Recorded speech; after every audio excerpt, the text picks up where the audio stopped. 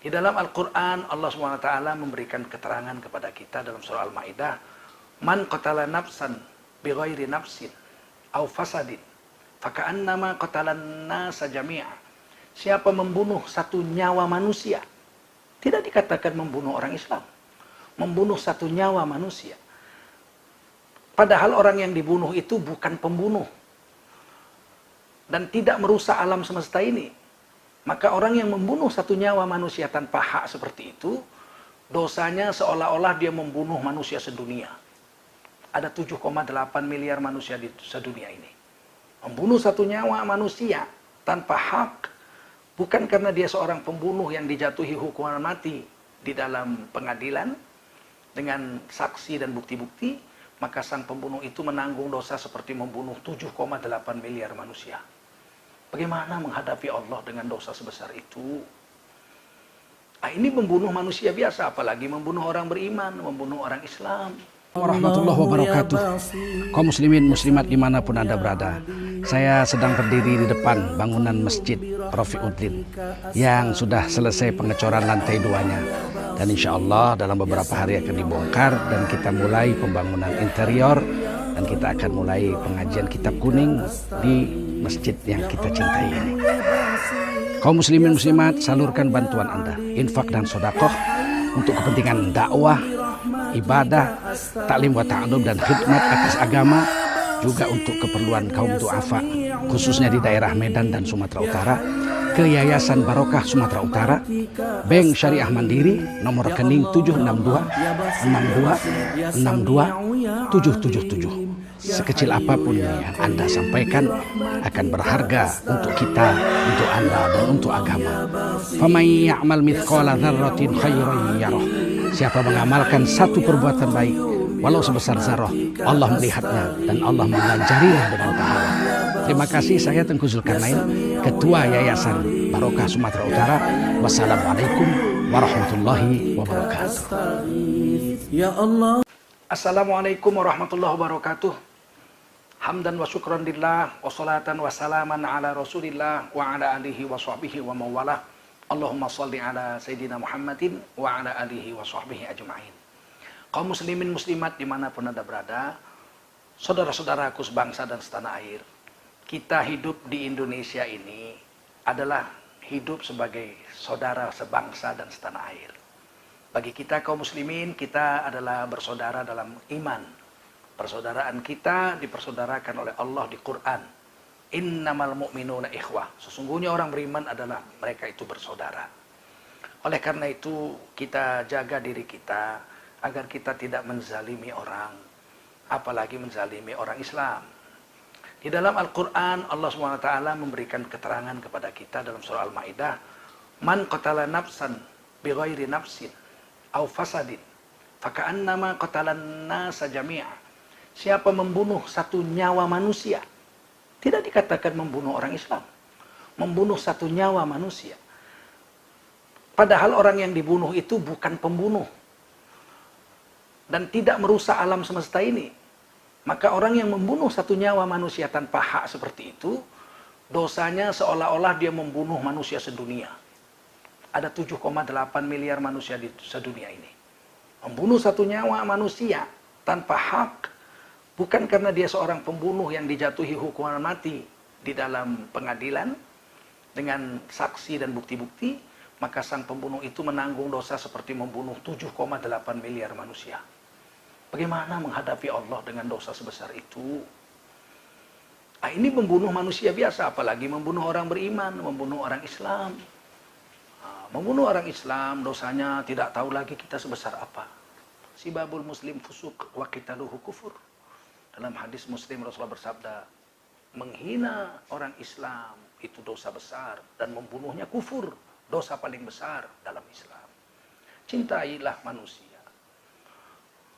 Man la yarham la yurham, irhamu man fil ardi, yarhamkum man fis sama. Siapa tidak memiliki perasaan kasih sayang, dia tidak akan disayangi. Sayangi olehmu penduduk bumi, niscaya seluruh penduduk langit akan cinta dan sayang kepadamu. Apa sih susahnya menyayangi makhluk? Baru-baru ini terjadi terbunuhnya 6 orang anggota FPI, Front Pembela Islam, yang mengawal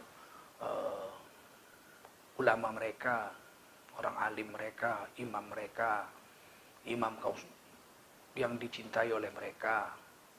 Maka kemudian tiba-tiba terbunuh, katanya ya macam-macam, dengan aneka berita yang berubah-berubah. Katanya punya senjata api asli, kemudian tiba-tiba berubah jadi punya senjata api rakitan, kemudian tiba-tiba dikatakan merampas senjata petugas kepolisian. Ini kan simpang siur. Dan menurut saksi baru-baru ini saya dengar di Komisi 3 DPR RI, korban yang dimandikan itu rata-rata ditembak dadanya. 2 peluru atau 3 peluru, bahkan ada yang tembus ke belakang tubuhnya. Berarti ditembak dari jarak dekat, bisa tembus. Ini perlu otopsi dari tim pencari fakta yang independen. Apalagi sekarang kepolisian daerah Jakarta sudah diambil alih ke Mabes Polri katanya. Perubahan-perubahan ini menyebabkan kita semakin merasa heran dan kehilangan kepercayaan.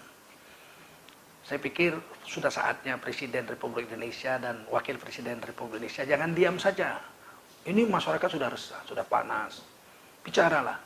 Bentuk tim pencari fakta yang independen dari kalangan ahli hukum, dari kalangan ulama, dari kalangan tokoh-tokoh masyarakat Indonesia, agar masalah ini menjadi clear, jelas. Sehingga polisi juga tidak tersandera, FPI juga tidak tersandera dengan kasus ini. Kita mencintai bangsa ini. Tidak ada yang mau memberontak, menghancurkan negeri ini. Tidak ada. Saya yakin FPI masih tetap dalam koridor kebangsaan. Mereka tidak pernah mempersiapkan diri mencari senjata untuk memberontak. Seperti yang dilakukan oleh Partai Komunis Indonesia yang minta dipersenjatai oleh RRC, Republik Rakyat Cina, waktu tahun 1965. Mereka membentuk angkatan kelima di luar ABRI waktu itu. Angkatan Darat, Angkatan Laut, Angkatan Udara, dan Kepolisian. Di luar itu mereka membuat satu angkatan baru, yaitu angkatan kelima. Dipersenjatai. Umat Islam sepanjang sejarah tidak pernah minta dipersenjatai. Apalagi FPI. Maka saya pikir persoalan ini jangan dibiarkan berlarut-larut, menimbulkan saling curiga, saling benci, saling marah. Kita bangsa Indonesia. Mari kita bersikap dewasa. Masing-masing pihak menahan diri. Jangan ada yang merasa gembira ketika ada ulama yang mau ditangkap. Ini berbahaya sikap seperti ini. Saya teringat tahun 1960-an ketika para ulama dari mereka yang menolak nasionalis agama komunis, Nasakom, itu rata-rata kan ditangkap di penjara tanpa pengadilan. Muhammad Nasir, Buya Hamka, Syekh Isa Ansori, Syekh Muhammad Sa'ad, Sekjen Masumi, Syekh Arsad Talib Lubis. Banyak sekali ulama-ulama ditangkap. Dan sebagai kelompok ulama ada yang diam saja, nggak membela. Bahkan mungkin ada yang bergembira ketika ulama-ulama ini ditangkap. Wah, itu bukan kelompok saya. Hentikan seperti ini perpecahan ini. Itu bukan kelompok saya, biar aja ditangkap. Bahkan ada yang lebih keras mengatakan di medsos-medsos, biarkan dibasmi seakar-akarnya. Mereka bukan kelompok kami. Innamal mu'minuna ikhwah. Sesungguhnya orang beriman itu bersaudara. Kita sama-sama mengucap la ilaha illallah Muhammadun Rasulullah. Kita sama-sama sholat, kita sama-sama puasa, kita sama-sama membayar zakat. Kita sama-sama warga negara Indonesia. Tuhan kita sama, Allah Rasul kita sama, Nabi Muhammad. Kok merasa saya bukan kelompok dia, dia bukan kelompok saya? Perbedaan antara kita itu tidak menyebabkan kita berpecah belah. Wala tafarraqu. Kita masih sama-sama mengucapkan la ilaha illallah Muhammadun Rasulullah. Oleh karena itu, kita kembalikan ini. Jangan kebencianmu kepada satu kaum menyebabkan kamu berbuat zalim. Kita bersaudara. Tujuan kita sama, mempertahankan NKRI ini menjadi negeri yang baldatun thayyibatun wa rabbun ghafur. Koridor kita sama, Pancasila dan Undang-Undang Dasar 45. Tidak ada yang mau mengubah Pancasila dan Undang-Undang Dasar 45 dari kelompok Islam manapun. Demikian saya Tengku Zulkarnain.